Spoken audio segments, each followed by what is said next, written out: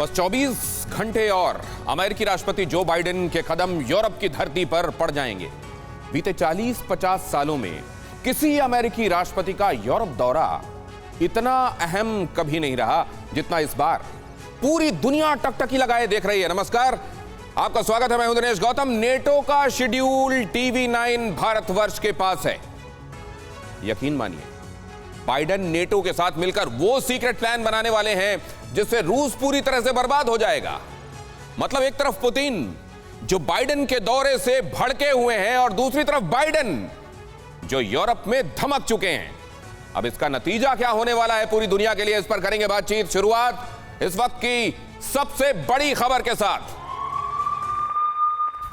Ukraine के खिलाफ Belarus ने छेड़ी जंग। रूस के साथ बेलारूस का यूक्रेन पर हमला। यूक्रेन पर बेलारूस ने स्कंदर मिसाइल दागी।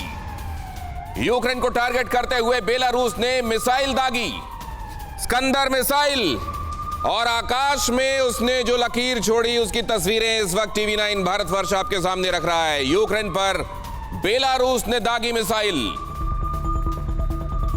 और यहां इन तस्वीरों में आप देख रहे हैं स्कंदर मिसाइल का वो ट्रेजेक्टरी पाथ आपको दिखाई दे रहा है इस लकीर की सूरत में। और ये स्कंदर मिसाइल दुनिया की सबसे घातक मिसाइलों में से एक।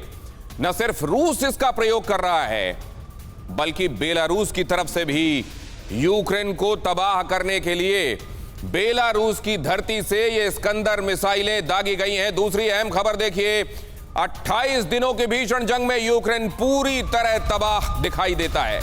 रूसी हमले में यूक्रेन का बोरोद्यांका शहर खंडहर बन गया। बोरोद्यांका के रिहायशी इलाके तहस नहस दिखाई दे रहे हैं। बोरोद्यांका से कीव की ओर बढ़ने की रूस की कोशिश।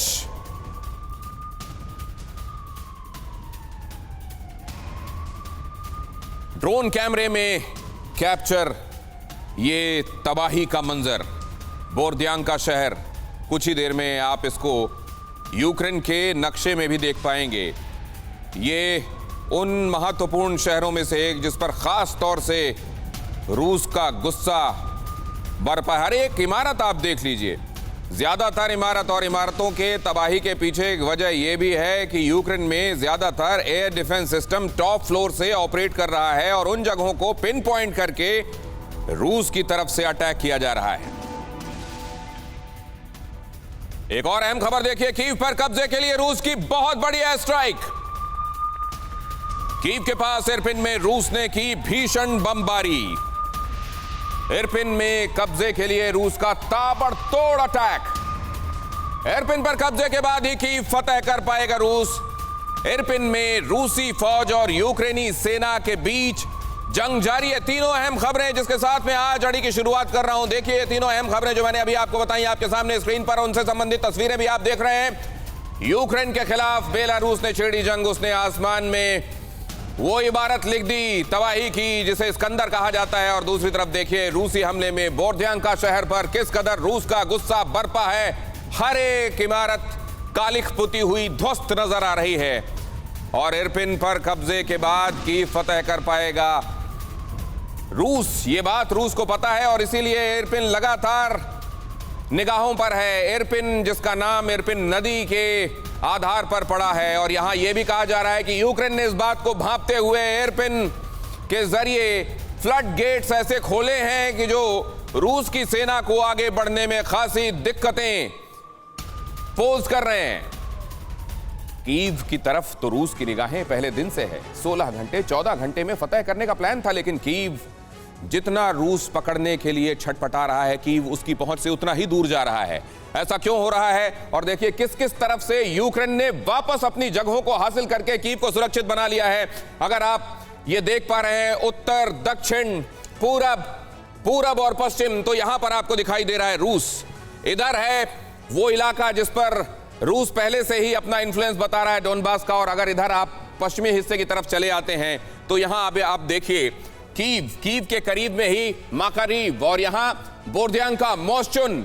अब ये जो तमाम जगहें हैं, अगर कीव को आपको काबिज होना है तो पूर्व के साथ साथ आपको उत्तर और पश्चिम से भी अपनी बढ़त और पहुंच बनानी पड़ेगी।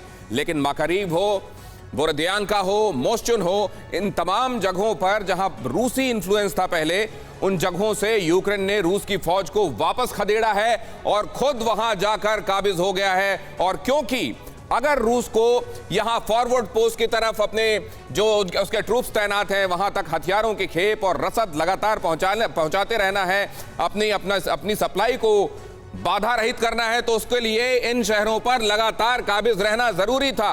और अगर उन जगहों पर वो काबिज रह पाया तो कीव को इस तरीके से इनसर्किल कर पाएगा कि आखिरकार जाकर कीव पर वो काबिज हो सके। लेकिन क्योंकि इन जगहों पर जहां रणनीतिक बढ़त हासिल कर ली थी रूस ने, वहां से वापस यूक्रेन ने उनको खदेड़ा है और रूस की सेना यहां से वापस हटी है और यहां यूक्रेन का वापस कब्जा हो गया है।